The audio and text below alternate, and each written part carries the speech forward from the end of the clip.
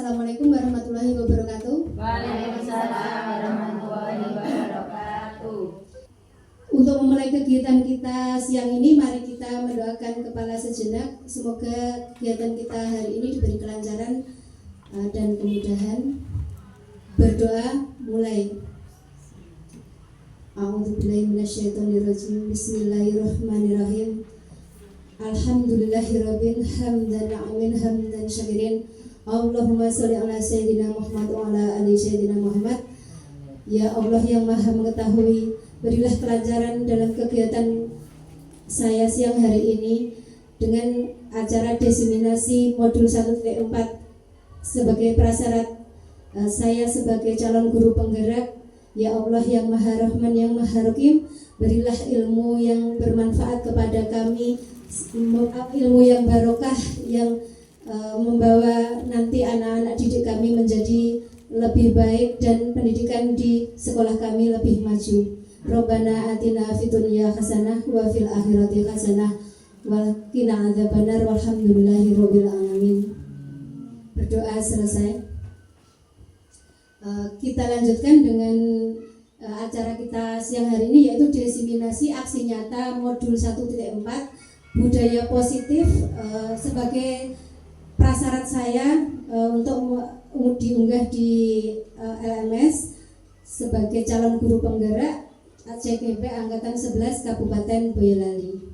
Nah, di sini saya difasilitatori oleh beliau Bapak Nurhirin SPD MPD. Beliau adalah Kepala Sekolah SMK Negeri 2 Boja Kendal.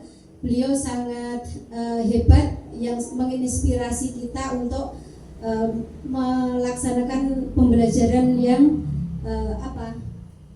lebih baik dan lebih maju dalam mengembangkan sekolah kita.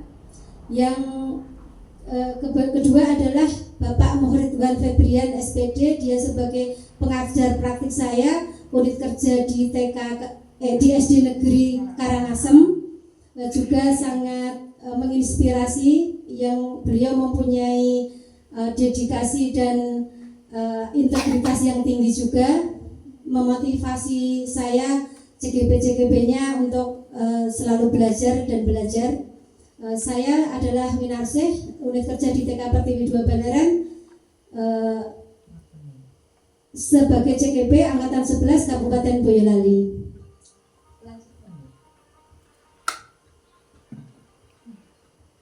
List of content kita adalah perkenalan tadi sudah, dilanjutkan dengan kegiatan kita presentasi. Lanjut. Nanti terakhir kesimpulan. Nah, ini yang akan dicapai pada modul 1.4, yaitu capaian khusus modul 1.4, yaitu mendemonstrasikan pemahaman CGP mengenai konsep budaya positif yang di dalamnya terdapat konsep perubahan paradigma, stimulus, respon, dan teori kontrol. Menerapkan strategi disiplin positif yang memerdekakan murid. Bapak Ibu tahu bagaimana stimulus merdeka menurut pemikiran filosofis Ki Hajar Dewantara? Merdeka menurut filosofis Ki Hajar Dewantara yaitu adalah merdeka adalah yang tidak diperintah, tetapi anak-anak itu cakap untuk memerintah dirinya sendiri. Jadi intinya anak itu bebas, tapi dia bertanggung jawab atas apa yang akan dilakukan. Berikutnya adalah menyusun langkah-langkah dan strategi aksi nyata yang efektif, mewujudkan kolaborasi dengan warga sekolah agar tercipta budaya positif. Berikutnya, bersikap reflektif dan kritis dalam mengembangkan budaya positif di sekolah. Pengertian budaya positif. Budaya positif di sekolah yaitu nilai-nilai dan kebiasaan di sekolah yang berpihak kepada murid agar mereka berkembang menjadi pribadi yang kritis, berkarakter, dan bertanggung jawab.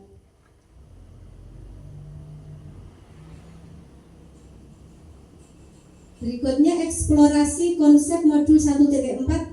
Kita mulai dari disiplin positif dan nilai-nilai universal, kemudian teori motivasi hukuman dan penghargaan, kemudian keyakinan kelas, dilanjut kebutuhan dasar manusia, lanjut posisi kontrol guru, dan segitiga restitusi. Bagaimana kita nanti akan menerapkan segitiga restitusi itu di sekolah kita masing-masing. Yang pertama dimulai dengan tadi nilai-nilai kebijakan universal dan disiplin positif, yaitu pembelajaran dengan paradigma baru. Pembelajaran dengan paradigma baru merupakan pembelajaran yang dirancang berdasarkan prinsip berdiferensiasi sehingga peserta didik belajar sesuai kebutuhannya berdasarkan tahap perkembangan sesuai teori psikologi modern untuk mewujudkan profil pelajar Pancasila. Untuk membangun budaya yang positif, sekolah perlu menyediakan lingkungan yang aman dan nyaman agar murid mampu berpikir, bertindak, dan mencipta dengan merdeka, mandiri, dan bertanggung jawab. Lazimnya disiplin dikaitkan dengan kontrol, dalam hal ini adalah kontrol guru terhadap muridnya.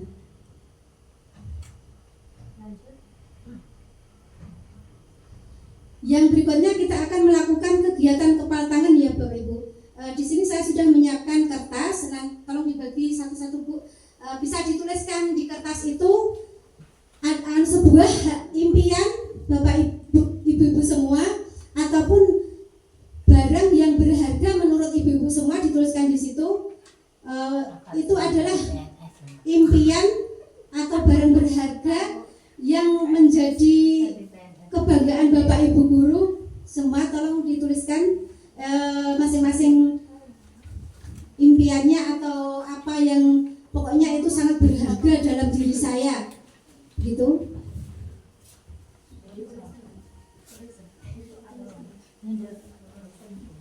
Silakan, waktunya 5 detik. Kemudian kita bikin barang ya. Nanti kegiatan selanjutnya jenengan semua. Impian jenengan semua itu. Impian atau cita-cita atau barang yang paling berharga yang itu adalah menurut Anda itu sangat berarti sekali. Kegiatan berikutnya adalah remas-remas barang tersebut di tangan Anda, genggamlah dengan sekuat-kuatnya. Diremas, digenggam dalam tangan Anda sekuat-kuatnya. Kita akan melakukan kegiatan kepal tangan. Nanti ibu-ibu berpasangan antara A dan B, masing-masing menggenggam barang yang dimiliki tersebut. Bayangkan bahwa itu adalah barang yang sangat berharga. Kemudian antara A dan B itu akan merebut barang yang Anda punya tersebut. Apakah Anda akan memberikan atau mempertahankan walaupun orang lain tersebut dengan memintanya dengan cara yang macam-macam, misalkan dengan amarah, dengan menghardik, mengancam, dengan merayu, bahkan dengan cara akan memberi uang kepada Anda.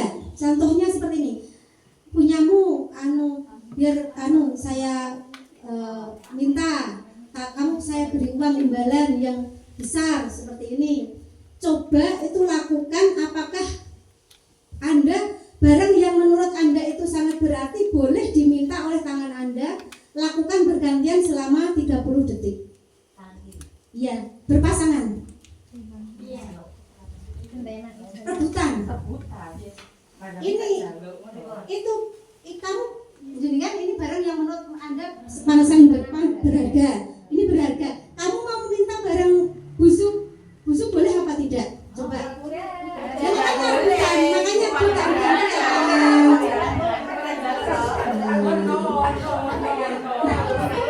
Walaupun teman Anda itu dengan cara-cara yang banyak cara untuk memaksa Anda meminta barang tersebut, walaupun sampai merayu, sampai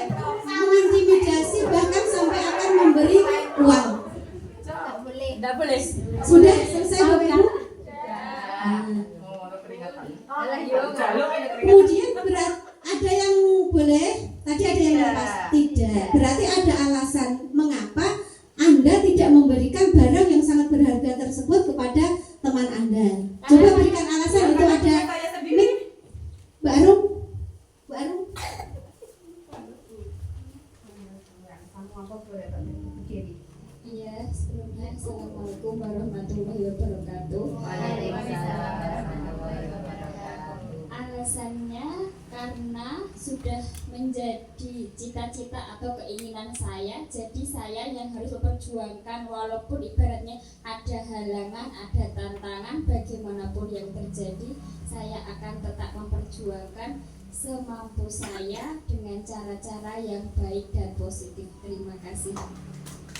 Terima kasih juga untuk Bu Ainul. Ya, itu adalah sebuah, berarti kita sendiri yang bisa mengontrol atas diri kita sendiri ya. Kita tidak bisa diintimidasi teman ataupun siapapun. Pokoknya yang kita itu mempunyai kontrol, masing-masing mempunyai kontrol sendiri-sendiri. Dan mungkin setiap orang akan mempertahankan apa yang menjadi apa yang menjadi impiannya atau harus diperjuangkannya, itu tidak mungkin boleh dipaksa seperti apapun oleh orang lain. Lanjut. Nah, kita lanjut ke perubahan paradigma teori kontrol ilusi kontrol. Sebelumnya tadi setelah kita melakukan kegiatan kepala tangan, kita di sini bisa mengambil suatu kesimpulan bahwa menurut filosofis pendidikan menurut Ki Hajar Dewantara adalah pendidikan itu adalah proses menuntun kekuatan kodrat yang dimiliki oleh anak sehingga anak itu mencapai keselamatan dan kebahagiaan yang setinggi-tingginya, baik dia sebagai manusia ataupun sebagai anggota masyarakat. Oleh sebab itu pendidikan itu menuntun tumbuh kembangnya anak, bukan dari mengubah kodrat anak tetapi menumbuh kembangkan laku anak. Diibaratkan bahwa kita itu sebagai pendidik itu adalah seorang petani atau pekebun yang hanya bisa menuntun tumbuhnya tanaman dengan cara apapun ya, misalkan dengan cara menyediakan lahan yang subur, memupuk, menyiami, memilih tanaman bibit yang unggul dan sebagainya agar tumbuhan itu tumbuh maksimal. Tetapi seorang petani tidak bisa mengubah kodrat tanaman tersebut. Misalkan tadi menanam padi tidak bisa diubah menjadi tanaman jagung. Sebetulnya mestinya juga dengan anak-anak, bahwa anak-anak itu sudah tumbuh menurut kodrat dan potensi bakat minatnya masing-masing. Guru hanya menumbuh kembangkan potensi, menggali bakat dan minat yang dimiliki oleh anak tersebut sampai anak itu mencapai keselamatan dan kebahagiaan yang setinggi-tingginya. Perubahan paradigma teori kontrol ilusi kontrol Dr. William Glasser adalah kontrol teori yang kemudian hari berkembang dan dinamakan choice theory, meluruskan beberapa miskonsepsi tentang makna kontrol.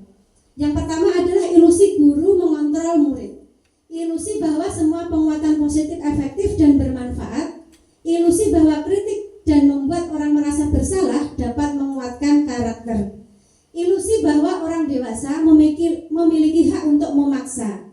Karena kita sebagai pendidik, kita akan mempelajari ilusi guru mengontrol murid, yaitu ilusi yang pertama. Lanjut. Disiplin positif. Makna kontrol yaitu kita tidak dapat memaksa murid untuk berbuat sesuatu jika murid tersebut memilih untuk tidak melakukannya. Walaupun tampaknya guru sedang mengontrol perilaku murid, hal demikian terjadi karena murid sedang mengizinkan dirinya dikontrol. Saat itu bentuk kontrol guru menjadi kebutuhan dasar yang dipilih murid tersebut. Ini tadi adalah tentang William Glasser yang pertama tadi ya Bu, ilusi yang akan kita hubungkan dengan pendidikan yang ada di sekolah kita. Ini adalah ada dia bagan stimulus kontrol, teori kontrol. Nah ini kita bahas satu persatu tapi tidak semuanya, nanti sebagai contoh saja. Yang pertama ada realitas kebutuhan kita sama. Secara realitas kebutuhan kita itu sama. Teori kontrolnya, realitas kebutuhan kita itu berbeda. Bisa mungkin saya contohkan seperti ini. Sama-sama saya mempunyai uang 1 juta, saya dan misalkan Bu Sari. Tapi kita mempunyai teori kontrol yang berbeda. Kalau Bu Sari mungkin uang 1 juta mesti buat beli barang berharga apa. Tapi mungkin kalau saya uang 1 juta aku udah duit 1 juta, oke banget tak ke mall, tak buat seperti lagu Faisal, ibaratnya seperti itu. Tapi jadi hanya kita sendiri yang bisa mengontrol tentang diri kita sendiri. Yang kedua, semua orang melihat hal yang sama. Nah, kemungkinan ya seperti saya ini melihat Bu Arum, Mbak Sari itu Bu Sari PNS gajinya sebulan berapa? Kayaknya pingin begitu ya, jadi Bu Sari enak ya, jadi Bu Arum enak ya, apalagi sudah sertifikasi tambah enak lagi. Tapi mungkin kalau itu saya berbicara dengan suami saya, mungkin suami saya, Mas, Bu Arum itu Mas sudah PNS sertifikasi dan bla bla bla. Tapi suami saya mempunyai teori kontrol yang berbeda. Suami saya bisa bilang begini, aku loh buka garasi peng papat wis podo gajine Bu Arum. Ibaratnya kan seperti itu ya. Nah, jadi teori kontrol itu hanya kita bisa sendiri yang bisa mempraktekannya untuk yang sesuai dengan teori kontrol kita. Lanjut. Wang sinawang. Betul Bu.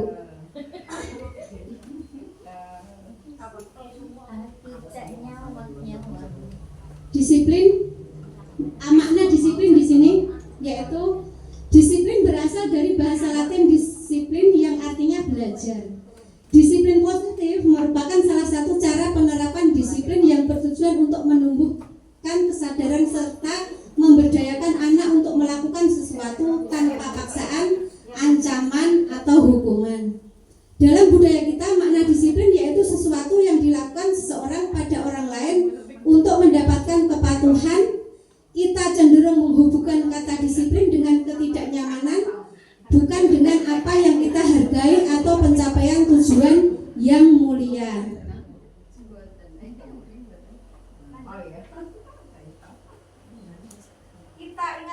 Kita ingat tadi bahwa merdeka menurut Ki Hajar Dewantara adalah merdeka dari segala perintah, tapi anak cakap untuk memerintah dirinya sendiri. Okay? Di sini disiplin adalah kemampuan memerintah diri sendiri dalam mengontrol dan menguasai diri untuk memilih tindakan yang mengacu pada nilai-nilai yang kita hargai dengan penuh tanggung jawab tanpa diperintah. Nilai-nilai kebajikan tadi yang ingin dicapai setiap anak kita kenal dengan profil pelajar Pancasila. Kita sebagai guru harus menerapkan kebijakan-kebijakan, kebajikan kepada anak, dan itu dilakukan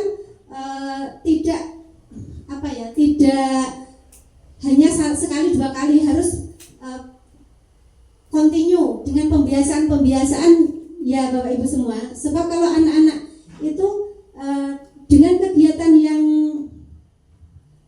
tidak rutinitas itu sulit untuk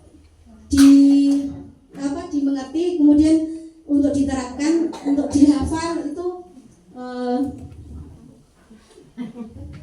tidak maksimal.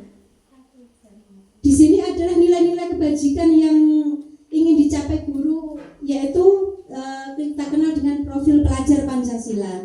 Masih ingat lagu profil pelajar Pancasila ya Bu ya? Ayo, coba kita nyanyikan bersama-sama sambil melakukan gerakannya.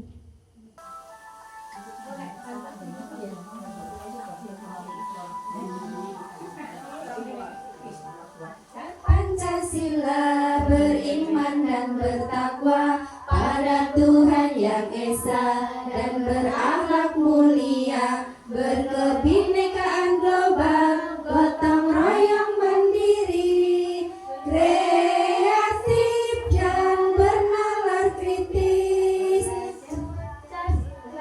Beriman dan bertakwa pada Tuhan Yang Esa dan berakhlak mulia,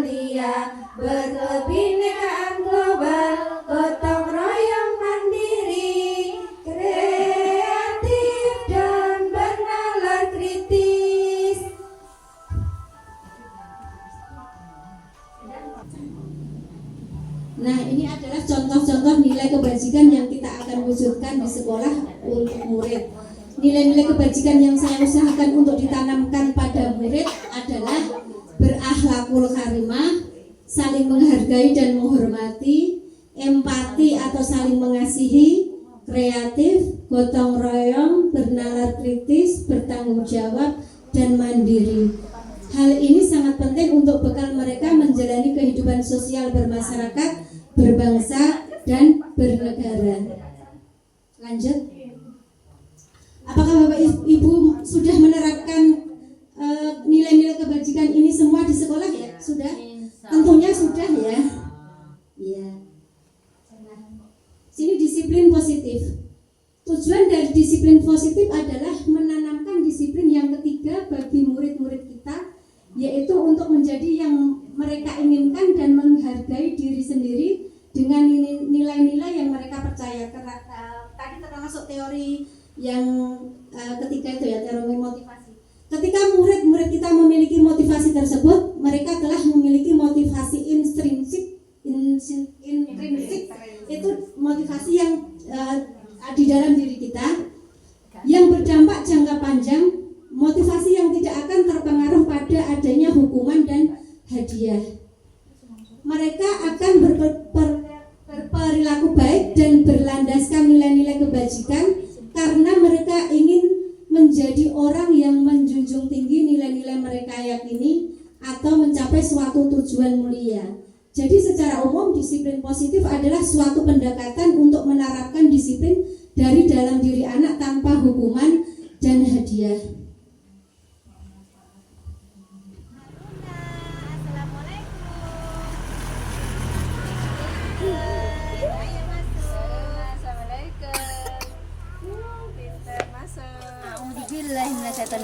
Bismillahirrahmanirrahim. Nawaitul wudu'a li raba'il hadasil ashori fardholillahi ta'ala. Bismillahirabbil alamin. Ar-Rahmanir-Rahim. Maliki yaumiddin. Iyyaka na'budu wa iyyaka nasta'in. Ihdinas siratal mustaqim. Siratal ladzina an'amta 'alaihim ghairil maghdubi alaihim waladdallin.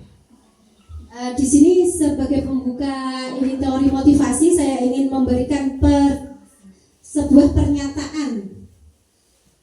Yang pertama, pernyataannya adalah apakah ibu-ibu setuju kalau hukuman itu membuat anak jera atau membuat anak tidak akan mengulanginya lagi di kemudian hari? Tidak. Apakah Bapak Ibu setuju? Tidak. Apa Bapak Ibu? Ibu? Tidak. Coba alasannya apa kalau tidak? Bu Sari.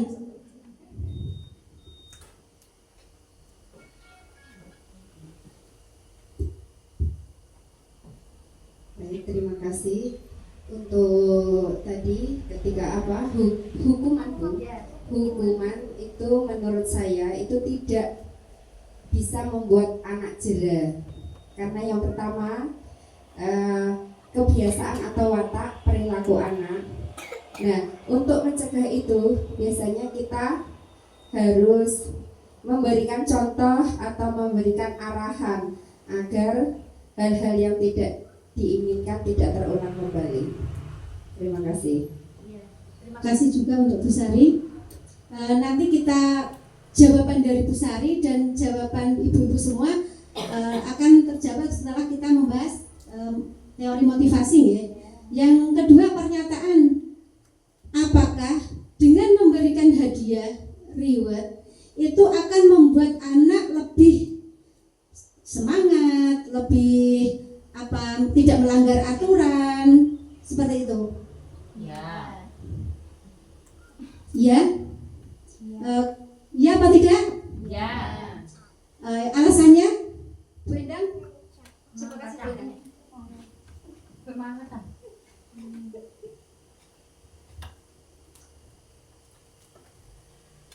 Pernyataan bahwa dengan memberikan reward hadiah akan memotivasi anak untuk tidak akan melakukan kesalahan yang sama. Jadinya anak itu dengan hadiah itu nanti misalkan anak yang biasa terlambat itu dikasih hadiah, besok kamu tidak boleh terlambat, ibu kasih hadiah, ibu kasih buku. Itu apakah itu mendisiplinkan anak menurut Bu Endang? Assalamualaikum warahmatullahi wabarakatuh. Kalau menurut saya itu kan namanya anak itu diberi sesuatu itu sesuatu banget. Jadi kalau kita memberi hadiah anak itu kan memotivasi anak agar anak itu punya semangat. Oh, saya berbuat seperti ini. Ada mereka inisiatif anak itu untuk berdisiplin diri, insya Allah itu dengan adanya reward, dengan adanya hadiah itu insya Allah kita tidak menjamin ya, tetapi biasanya namanya reward itu keberhasilannya untuk memotivasi anak, mendisiplin anak itu insya Allah berhasil. Diharapkan dengan adanya reward besok lagi anak tidak akan melanggar keyakinan ataupun peraturan sekolah yang sudah ditetapkan, kan seperti itu. Nah, coba kita pelajari dulu teori motivasinya, nanti jawaban antara Bu Sari dan Bu Endang itu apakah sesuai begitu ya? Diana Gosen dalam bukunya Restruktur School Disiplin menyatakan ada 3 motivasi perilaku manusia, yaitu 1. Untuk menghindari ketidaknyamanan atau hukuman. Ini adalah tingkat terendah dari motivasi perilaku manusia. Biasanya orang yang memotivasi perilakunya untuk menghindari hukuman atau ketidaknyamanan akan bertanya apa yang akan terjadi apabila saya tidak melakukannya. Sebenarnya mereka sedang menghindari permasalahan yang mungkin muncul dan berpengaruh pada mereka secara fisik, psikologis maupun tidak terpenuhinya kebutuhan mereka. Bila mereka tidak melakukan tindakan tersebut, motivasi ini bersifat eksternal, yang dimana motivasi eksternal itu adalah motivasi yang datang dari luar diri kita ya. Yang kedua adalah untuk mendapatkan imbalan atau penghargaan dari orang lain. Suatu tingkat di atas motivasi yang pertama, di sini orang berperilaku untuk mendapatkan imbalan atau penghargaan dari orang lain. Orang dengan motivasi ini akan bertanya, apa yang akan saya dapatkan apabila saya melakukannya? Mereka melakukan sebuah tindakan untuk mendapatkan pujian dari orang lain yang menurut mereka penting dan mereka letakkan dalam dunia berkualitas mereka. Mereka juga melakukan sesuatu untuk mendapatkan hadiah, pengakuan atau imbalan. Motivasi ini juga bersifat eksternal. Contohnya kita ya sebagai guru. Kadang kita datang ke sekolah itu pagi-pagi aktif terus, tapi tujuan kita tadi aku biar terlihat disiplin dari ibu kepala sekolah. Nanti bu kepala sekolah menilai saya itu bagus. Seperti itu. Anak pun juga, saya mengerjakan tugas-tugas saya selalu tepat waktu itu karena ingin mendapatkan pujian dari bu guru. Anak ini rajin, pintar dan sebagainya. Contohnya seperti itu ya. Lanjut motivasi yang berikutnya.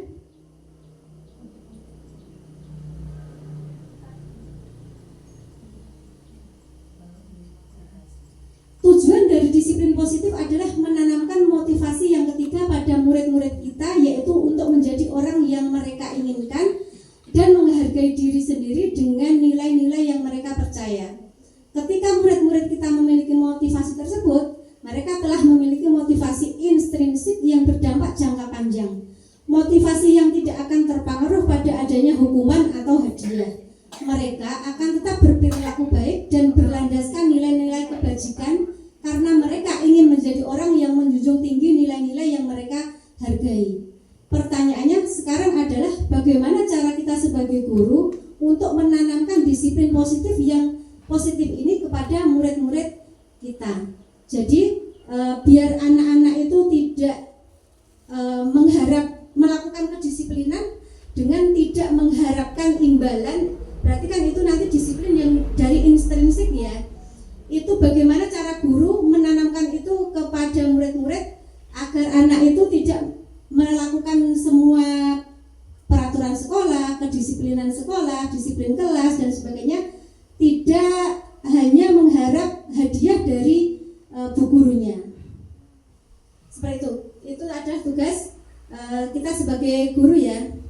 Jadi anak itu datang sekolah tepat waktu, mengerjakan tugasnya tepat waktu, itu adalah kesadaran diri anak sendiri bahwa dia ingin mencapai pembelajaran yang maksimal untuk kemajuan dirinya sendiri.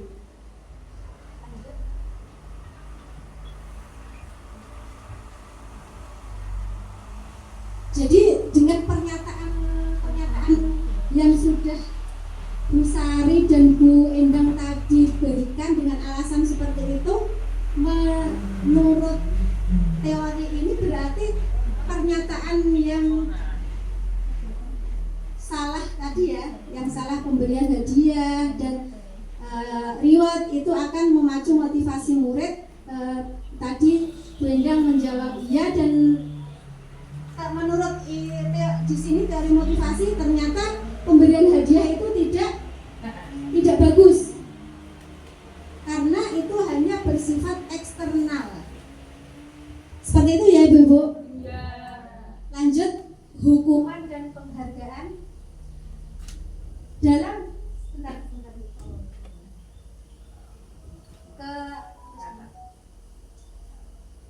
dalam menjalankan peraturan atau keyakinan kelas atau sekolah. Jika ada pelanggaran, tentu ada sesuatu yang harus terjadi. Tindakan terhadap suatu pelanggaran pada umumnya berbentuk hukuman atau konsekuensi. Al-Fiqh Punished by Reward 1993, wawancara ASCD Annual Conference Smart 1995 mengemukakan baik hukuman atau penghargaan adalah cara-cara mengontrol perilaku seseorang yang menghancurkan potensi untuk pembelajaran yang sesungguhnya. Jadi ini tadi ya dasarnya ya, reward dan penghargaan tadi hanya akan menghancurkan potensi yang sesungguhnya. Menurut Cohen, secara ideal tindakan belajar itu sendiri adalah penghargaan yang sesungguhnya.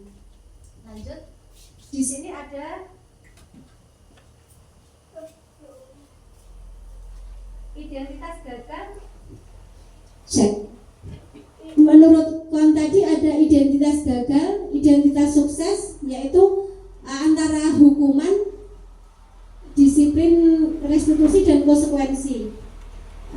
Jadi kita nanti akan membedakan antara hukuman dan konsekuensi. Hukuman yaitu murid anak belajar menyembunyikan kesalahan. Terus mencoba mengontrol anak dengan penguatan negatif, membayar impas kesalahan. Itu hukuman-hukuman semuanya ada di sini. Dampak pada murid marah, merasa bersalah, rendah hati, mengasingkan diri. Itu kalau kita terapkan hukuman ke anak-anak ya Bu ya, dampaknya bisa seperti ini. Tiba-tiba tidak diharapkan atau sangat melukai atau dibuat guru. Intinya hukuman itu bersifat satu pihak. Guru ingin mendisiplinkan murid dengan membuat peraturan yang tanpa murid setujui. Itu namanya sepihak ya. Sepihak.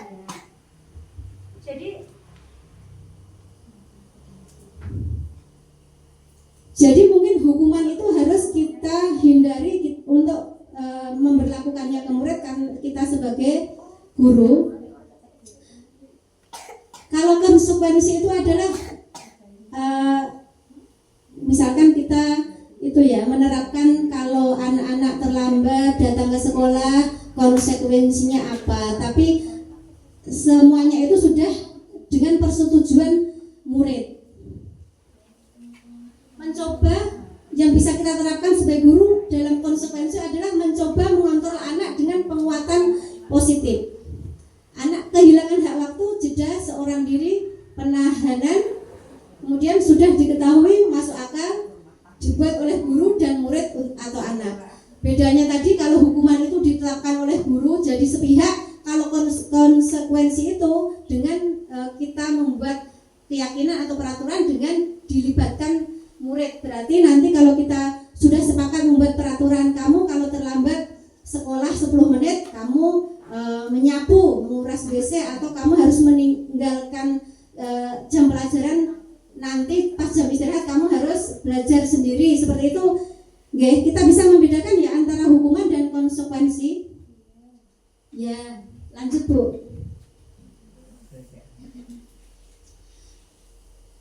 Berdasarkan bagian di atas, maka kita bisa menyimpulkan bahwa hukuman bersifat tidak terencana atau tiba-tiba.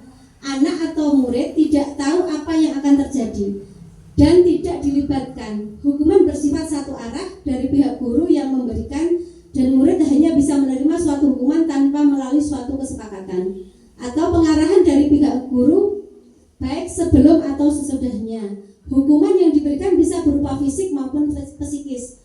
Murid atau anak disakiti oleh suatu perbuatan atau kata-kata.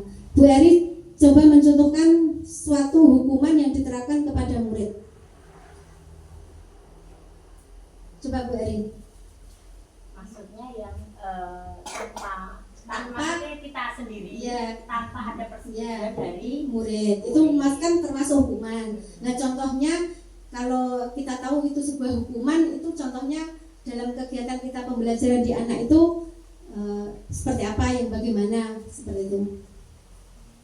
Misalnya ketika kita pulang, misalnya ketika mau pulang ya, anak itu ketika berdoa, dia misalnya ya anak-anak tidak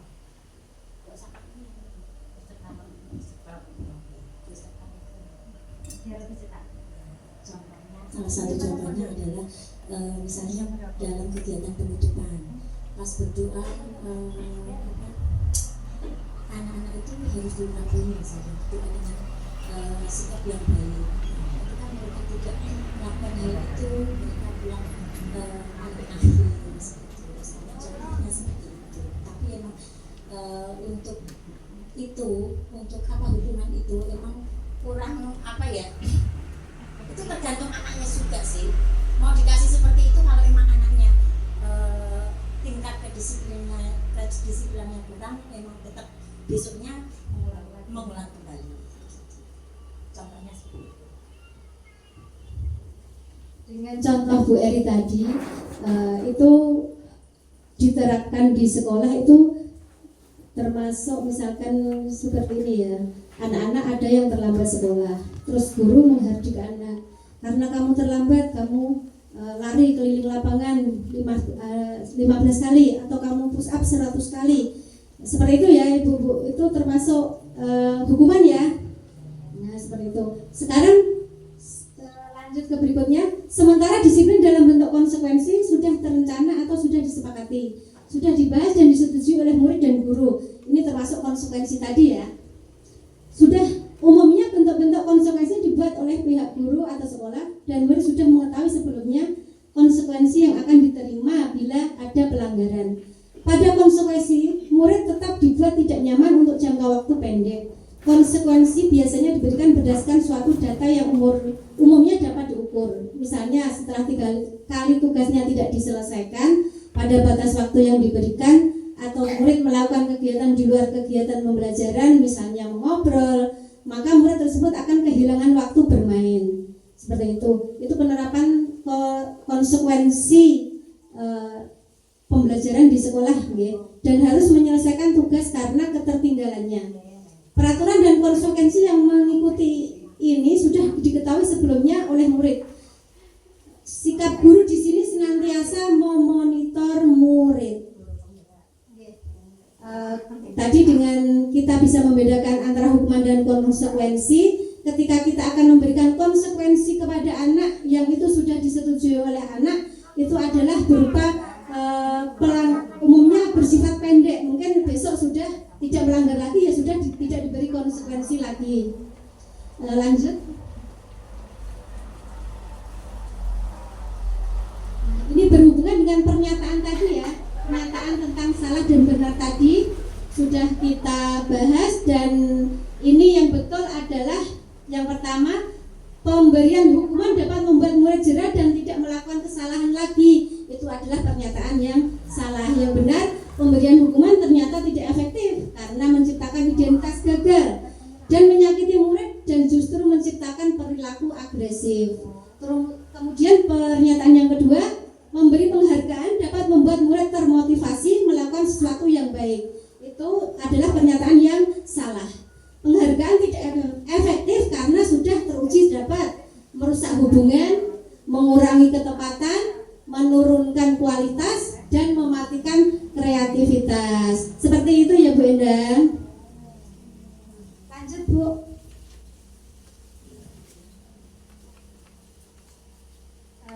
Sampai kita pada nilai budaya positif yang berikutnya adalah keyakinan kelas. Seseorang yang mempunyai keyakinan akan lebih tergerak dan bersemangat dalam meraih keyakinannya daripada mereka yang hanya mengikuti serangkaian keyakinan atau peraturan tertulis tanpa makna. Murid-murid pun demikian. Mereka perlu mendengarkan dan memahami arti sebenarnya tentang peraturan-peraturan yang sudah dibuat. Apa nilai-nilai kebajikan di balik peraturan tersebut?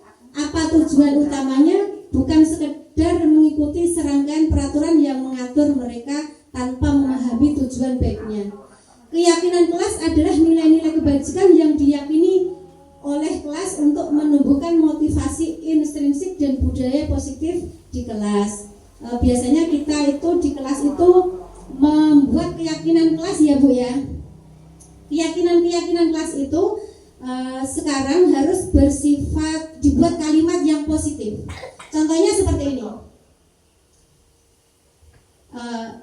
Tidak boleh membuang sampah sembarangan. Itu kan kalimat negatif ya Ibu. Coba Bu Dewi bisa dibuat kalimat positifnya untuk anak tidak boleh membuang sampah sembarangan. Kalimat positifnya seperti apa?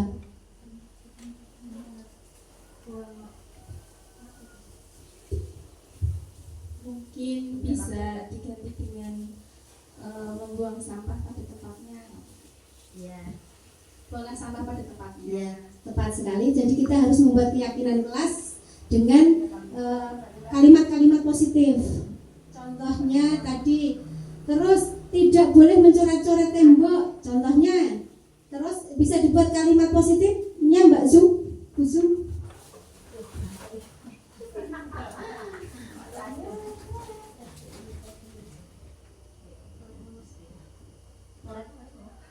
Tidak boleh mencoret-coret tembok. Kadang kita kan sama anak seperti itu ya. Anak-anak tidak boleh mencoret-coret tembok. Atau sudah dibuat keyakinan seperti itu. Sekarang dibuat keyakinan kelas dengan kalimat yang positif. Kalau ingin mencoret-coret lebih baik di kertas, Atau di buku. Atau dengan ini ya, menjaga kerapian kelas, keindahan kelas, seperti itu kalimat positifnya. Banyak sekali contoh-contoh keyakinan kelas dan sebaiknya sekarang keyakinan kelas itu menggunakan kalimat-kalimat yang positif. Tadi saya sudah merumuskan keyakinan kelas di saya, tapi terhalang oleh layar, jadinya tidak kelihatan. Di antaranya adalah budayakan senyum, salam, sapa, sopan, santun. Itu juga termasuk keyakinan kelas. Terus kemudian 4 kata ajaib, permisi, tolong, maaf, terima kasih, itu harus kita budayakan untuk anak-anak ya, terutama di TK. Lanjut. Sebelum kita sudah ini dulu Bu. Sebelum kita lanjut dengan materi berikutnya, kebutuhan dasar manusia. Setelah kita menyimak video tadi tentang kebutuhan dasar 5 dasar kebutuhan manusia ya Bu. Naik lagi Bu. Yang ini, yang sebelumnya.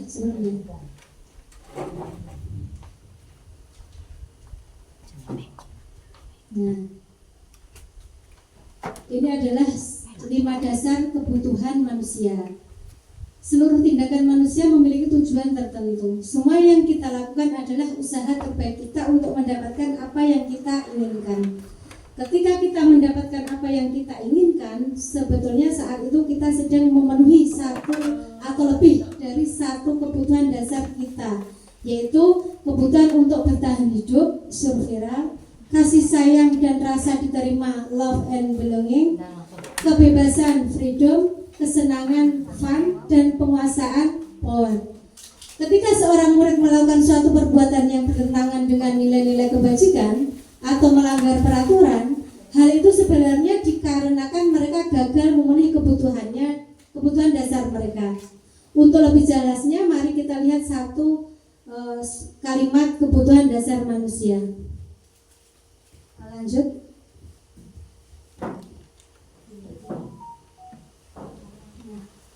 Ini adalah 5 kebutuhan dasar kita, yaitu yang pertama bertahan hidup. Itu apa saja, Bu? Makan, minum, tempat tinggal, keamanan, kesehatan.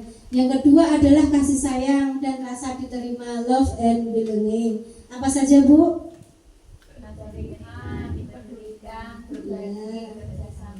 Ya. Yang ketiga adalah kebebasan. Mandiri, memiliki pilihan, mencoba hal baru, mampu mengendalikan arah dirinya. Yang berikutnya adalah kesenangan. Apa saja? Oh ya, bermain, humor, antusiasme, tertawa. Yang kelima adalah penguasaan. Apa saja, Bu? Harga diri, keinginan untuk dianggap, memimpin, berprestasi, diakui, didengar. Itu adalah 5 dasar kebutuhan kita yang kadang kita semua kelima-limanya itu ingin kita wujudkan, ingin kita lalui. Kan begitu nggih, Bu Guru semua. Tanpa ada yang ingin kita lewatkan. Jadi kita ya selain makan, minum dan sebagainya tadi, tetap kita ya butuh refreshing, ya piknik. Itu ternyata termasuk kebutuhan dasar, Bu. Dan selama saya mengikuti pendidikan guru penggerak, refreshing saya itu dengan mendapatkan banyak ilmu itu sudah membuat saya senang dan bahagia, dan saya selalu termotivasi untuk selalu belajar seperti itu. Lanjut. Nah, di sini adalah kita lanjut ke posisi kontrol guru. Ada 5 kontrol menurut Diana Gosen, yaitu penghukum, membuat rasa bersalah, teman, pemantau, atau manajer. Sebetulnya ini saya akan memutarkan video tadi yang ada hubungannya dengan posisi kontrol guru. Nanti kita akan mempelajari teori-teori kontrol sebaiknya yang harus dilakukan oleh guru. Tapi coba diputar linknya saja, Bu. Nah, sebelum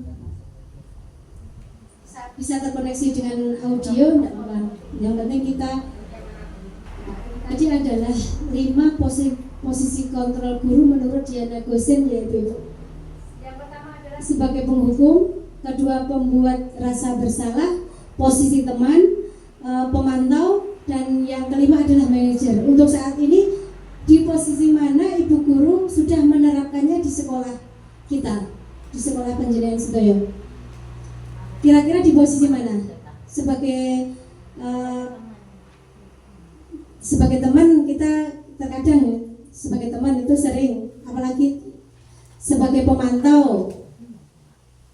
Sudahkah Bapak Ibu menerapkan diri sebagai posisi manajer? Itu yang diharapkan nanti Bapak Ibu Guru itu menerapkan sebagai posisi, memposisikan diri sebagai manajer ya Bapak Ibu. Jadi kita mengontrol murid itu dengan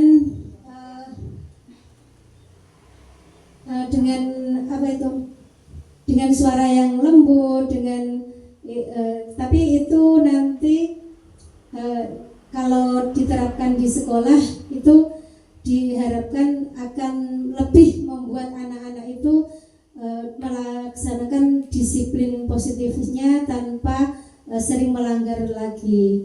Guru perlu meninjau kembali penerapan disiplin di kelas atau sekolah. Apakah sudah efektif, berpusat pada anak, memerdekakan atau memandirikan murid? Menurut saya posisi kontrol yang baik diterapkan guru adalah posisi manajer. Fokus pada murid bukan untuk membahagiakan guru atau orang tua.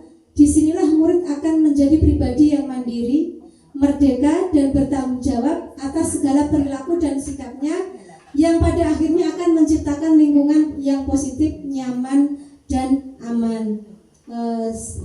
Selanjutnya,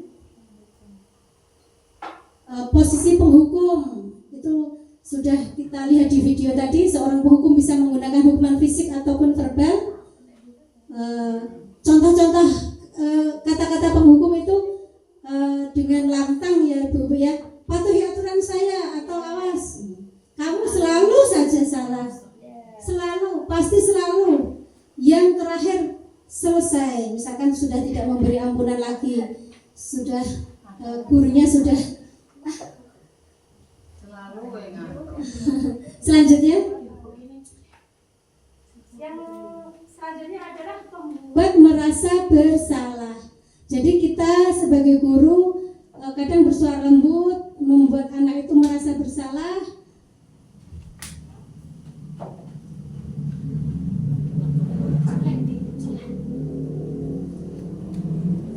Kata-katanya mungkin, ibu sangat kecewa sekali dengan kamu nak, kamu melanggar peraturan lagi. Berapa kali ibu harus memberitahu kamu ya?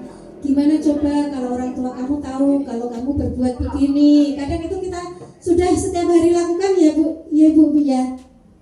Lanjut ke berikutnya adalah posisi guru sebagai teman. Guru pada posisi ini tidak akan menyakiti murid, namun akan tetap berupaya mengontrol murid melalui persuasi. Posisi teman pada guru bisa negatif ataupun positif. Nah, positif di sini berupa hubungan baik yang terjalin antara guru dan murid. Contohnya, ayo bantulah demi ibu, jangan melakukan kesalahan lagi. Ayo ingat tidak, bantuan Bapak selama ini sudah membuat kamu agar tidak melanggar peraturan yang sama, seperti itu. Lanjut Bu, dengan kita memposisikan diri sebagai pemantau.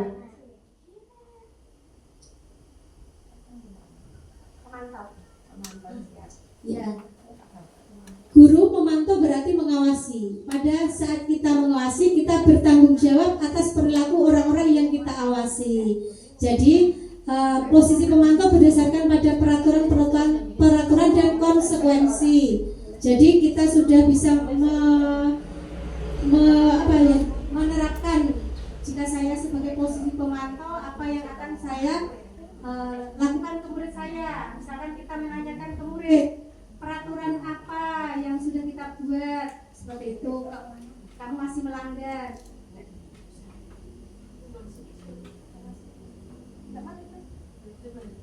Cek.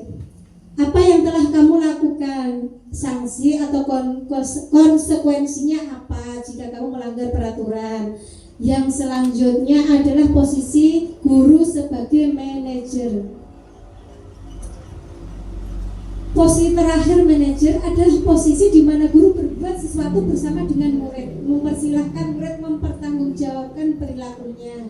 Jadi kita menjadi guru diharapkan bisa menempatkan diri sebagai posisi manajer ya Bu. Apa yang kita yakini kembali ke keyakinan kelas. Jadi kita bisa menanyakan anak apa yang sudah kita menjadi keyakinan kita, keyakinan sekolah kita atau kelas kita, seperti itu.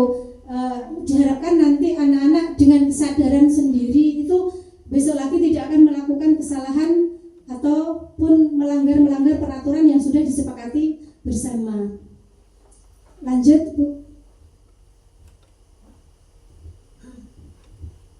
Dalam eksplorasi konsep modul 1.4 ini yang terakhir kita pelajari adalah segitiga restitusi. Restitusi adalah proses menciptakan kondisi bagi murid untuk memperbaiki kesalahan mereka sehingga mereka bisa kembali kepada kelompok mereka dengan karakter yang lebih kuat. Restitusi juga merupakan sikap kolaboratif yang mengajarkan murid untuk mencari solusi untuk pemecahan masalah mereka dan membantu murid berpikir tentang orang lain dan mereka ingin menjadi seperti orang lain tersebut atau mempunyai tujuan yang mulia. Dan bagaimana mereka harus memperlakukan orang lain. Segitiga restitusi adalah alur untuk menegakkan keyakinan bersama di kelas atau sekolah. 3 unsur restitusi yaitu yang pertama menstabilkan identitas, yang kedua validasi tindakan yang salah, yang ketiga menanyakan keyakinan kelas. lanjut Bu. Nah, ini adalah segitiga emas, segitiga restitusi, yaitu ini menstabilkan identitas, validasi tindakan yang salah, menanyakan keyakinan. Nah, ini sudah ada kalimat-kalimatnya bagaimana guru menempatkan diri dalam segitiga restitusi. Bisa diputarkan di video saya yang itu validasi kita itu yang di Apa kabar? Assalamualaikum. Ayo lanjut. Pintar, anak pintar. Ini namanya siapa? Mbak Nadia. Mbak Nadia, assalamualaikum. Iya, Mbak Nadia, Bu Guru mau tanya ya, kenapa hari ini Mbak Nadia nggak memakai kerudung yang sama dengan punyanya Mbak Zahra? Nggak ada kerudungnya kan kalau kita harus sesuai dengan peraturan sekolah. Kalau memakai baju olahraga kerudungnya ya seperti baju olahraga ya Mbak Nadia. Ya besok itu aku cariin. Oh iya, besok Mbak Nadia pakai kerudung yang sama dengan temannya ya, sesuai peraturan di sekolah ya. Terima kasih.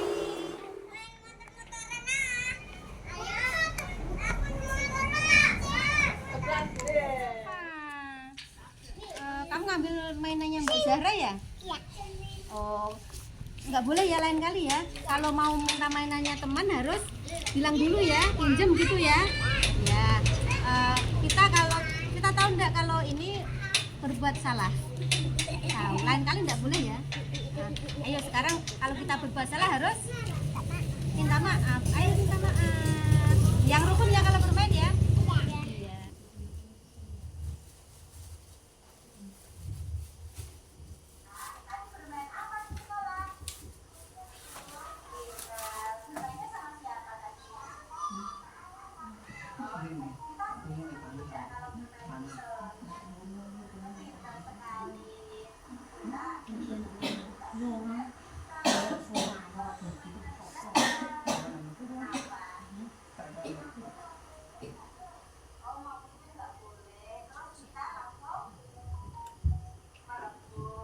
Di sini guru memposisikan diri adalah menstabilkan identitas anak. Jadi mencari letak di mana anak itu melakukan restitusi.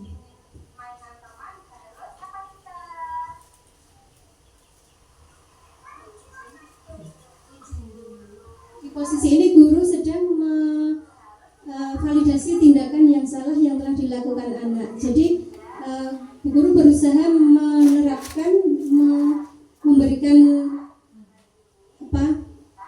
arahan kalau anak itu setelah melakukan kesalahan yaitu melanggar saling rasa menghormati dengan teman meminjam mainan tanpa izin.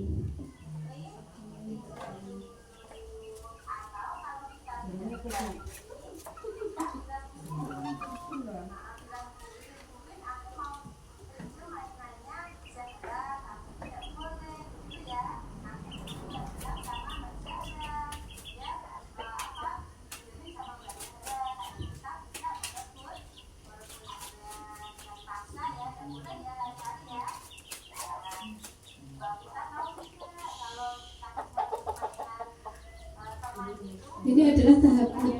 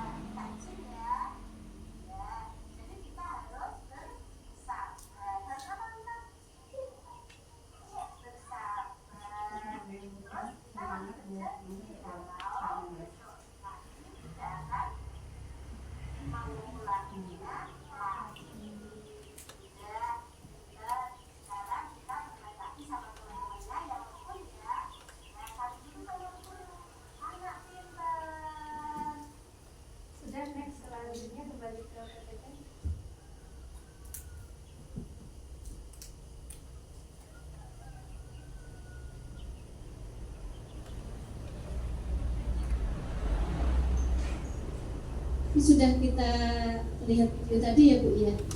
Yang pertama Identitas dengan kalimat-kalimat yang sudah saya contohkan tadi di video. Yang selanjutnya Bu Sari atas yang validasi tindakan yang salah. Jadi kita ini baik atau buruk. Maksudnya seseorang guru memahami teori kontrol pasti akan mengubah pandangnya dari teori stimulus respon ke cara berpikir proaktif yang mengenai tujuan dari setiap tindakan. Jadi kita bisa menanyakan ke anak yang melakukan pelanggaran tadi dengan kata-kata misalkan, padahal kamu bisa melakukan yang lebih baik dari ini ya. Kamu pasti punya alasan mengapa kamu melakukan hal itu dan sebagainya. Lanjut.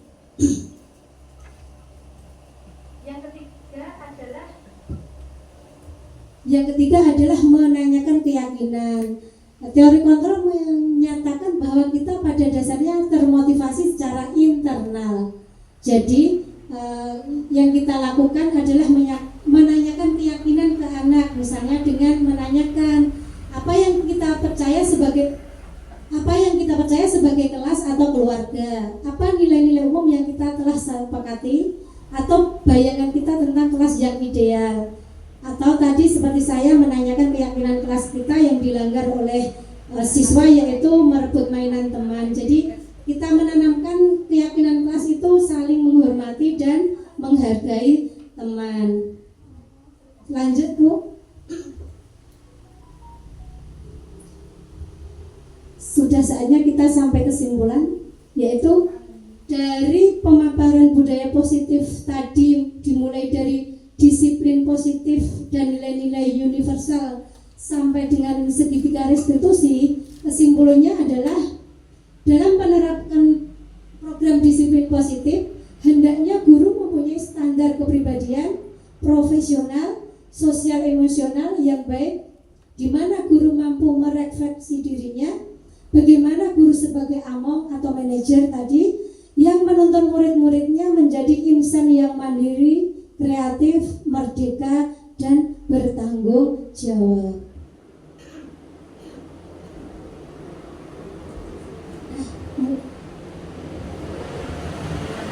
Sampai selesai akhir acara kita hari ini, yaitu adalah salam terima kasih saya, salam dan bahagia.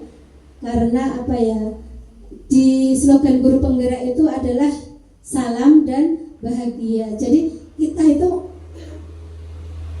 dalam tugas yang maraton itu harus kelihatan selalu bahagia, tidak boleh kelihatan kayak lesu, mumet, itu jangan kita tunjukkan.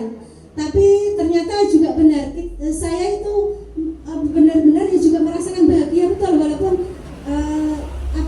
tugas-tugas saya maraton harus ibaratnya nggak ada jedanya, tapi saya selalu mendapat ilmu-ilmu baru yang bermanfaat, yang setelah kita tahu itu kok malah bahagia gitu, mumet dulu tapi kok terus bahagia. Wah, aku bukannya aku merasa sekarang lebih pintar dari temannya, tapi corone ada kepuasan tersendiri bahwa kita itu bisa meningkatkan kompetensi yang kita miliki, seperti itu. Jadinya ya bahagia begitu. Dan sesuai dengan slogan guru penggerak adalah salam dan bahagia. Sampai di sini presentasi saya, dan jika ada salah kata, tutur kata yang tidak berkenan, saya mohon maaf. Saya akhiri. Waalaikumsalam warahmatullahi wabarakatuh. Terima kasih atas waktunya ibu semua, sudah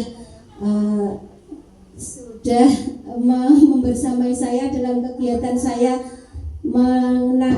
melengkapi tugas aksi nyata di modul 1.4, walau dengan waktu yang saat ini seperti ini wayahe enak-enaknya posisi yang dipakai tidur itu nyaman, tapi kalau saya nggak pernah merasakan tidur siang ya Bu ya.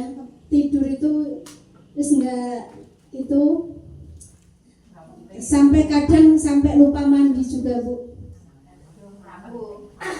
Sekarang lebih penting itu LMS, semuanya sudah dikorbankan demi LMS. Semoga kedepannya nanti ada manfaat yang saya petik dari kegiatan saya di Guru Penggerak ini, dan ada barokahnya untuk halayak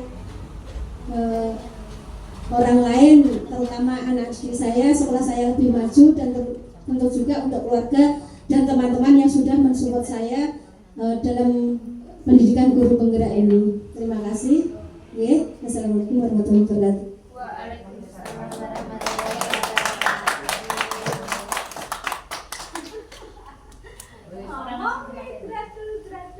Hebat.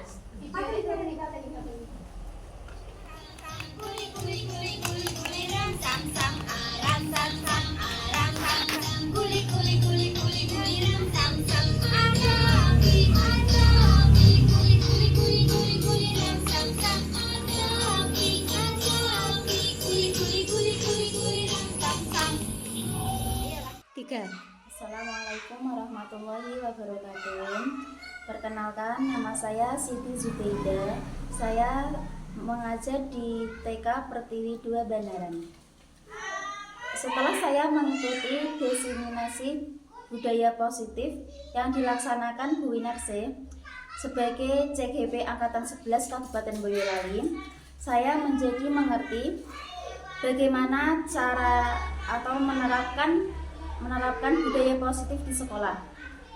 Antaranya disiplin positif, nilai-nilai kebajikan, teori motivasi, penghargaan dan hukuman, dan juga segitiga restitusi yang nantinya semoga sekolah TK Pertiwi 2 Banaran lebih maju, lebih berkembang, dan siswa-siswanya juga menjadi siswa yang berperilaku baik, saling menghormati, dan semakin berkembang dan maju.